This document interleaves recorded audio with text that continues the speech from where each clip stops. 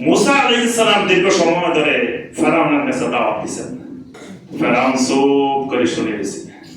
সে তো জানোমান, সে পৃথিবী চালায়, ওই জামানার সবচেয়ে বড় শাসক। সে চুপ করে শুনে আছে। শুনতে শুনতে শুনতে মুসা আলাইহিস সালামের দাওয়াত শেষ হয়েছে। বললো, মুসা তোমার দাওয়াত শেষ? হ্যাঁ শেষ। আচ্ছা, তো আমার একটা প্রশ্নের জবাব দিলে তোমার সাথে আমার রফা দফা শেষ, খালি একটা কোশ্চেন। তো বলেন কি কোশ্চেন? সূরা তাহার 51 নম্বর আয়াত। আল্লাহ পাক ফেরাউনের ওই কোশ্চেনটা কোরআনে উল্লেখ করে দিয়েছেন। ফেরাউন বলতেছেন, ফামা বালুল কুরুনিল উলা, খালি একটা জবাব দাও, আমাদের বাপ দাদাদের অবস্থা কি? আমাদের বাপ দাদারা জান্নাতে আছে না জাহান্নামে আছে? তুমি খালি এই পয়েন্টটা উত্তর দিয়ে চলে যাও, শেষ। এখন ফেরাউন এখানে দুইটা মতলব। একটা হলো মুসা আলাইহিস সালাম যদি বলেন যে এরা সব জান্নাতে চলে গেছে, তো তোমার কথা না শুনি, তোমার দাওয়াত না শুনি যদি জান্নাতে চলে যায়, আমরাও শুনলাম না। কারণ তারা যদি তোমার দাওয়াত ছাড়া, আমাদের বাপ দাদারা এইভাবে করি যদি তারা জান্নাতে যায়, ওই যে লক্ষ্মীপুরের ভাইরা যদি বলে তারা যদি শিরিক করে বিদআত করে আল্লাহর ওলি হতে পারে, আমরাও করলাম।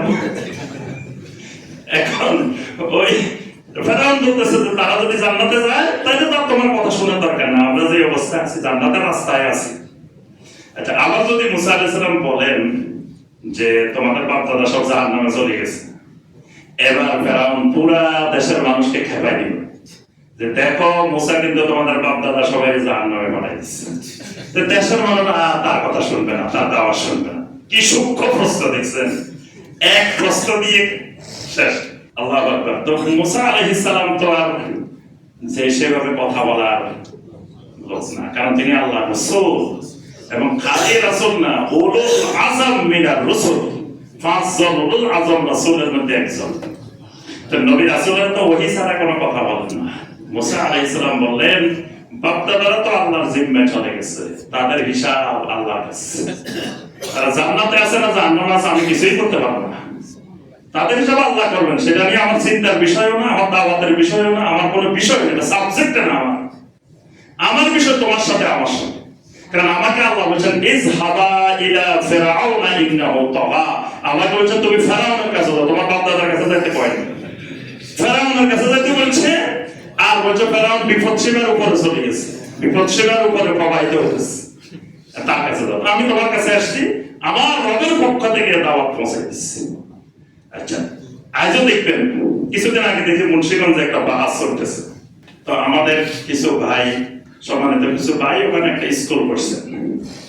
তো বিভিন্ন এলাকার মুফতি সাহেবেরা এসে ওই স্কুলটা করতে দিবে না, বাধা দিতেছে। আচ্ছা, তারপরে আবার এই তারা অনেক মুফতি সাহেবদেরকে নিয়ে গেছে, এলাকার চেয়ারম্যান সাহেব আসছে, তো অনেক ঘটনা।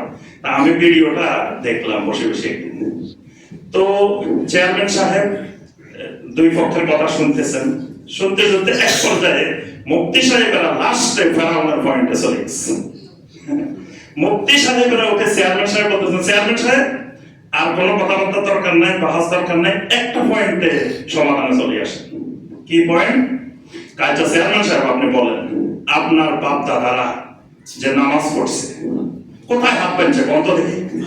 আপনার বাপ দাদারা আমিন সশব্দে বলছে না নিঃশব্দে বলছে? আপনার বাপ দাদারা রফলিয়াতের করছে কিনা? এখন চেয়ারম্যান সাহেব আপনি যদি বলেন যে বাপ দাদারা এগুলা করে নাই, তো বাপ দাদারা কি জাহান্নামে গেছে? তাহলে বাপ দাদারা না করলে, তারা যদি না করে জান্নাতে যেতে পারে, তা আমরা করার দরকারটা কি? ফেরাউনি পয়েন্ট দেখেন, এই ফেরাউনি পয়েন্ট কেমন পর্যন্ত থাকবে। এই কারণে আল্লাহ রাব্বুল আলামিন কোরআনে কারিমে এই কথাটা আল্লাহ পাক উল্লেখ করে দিয়েছেন।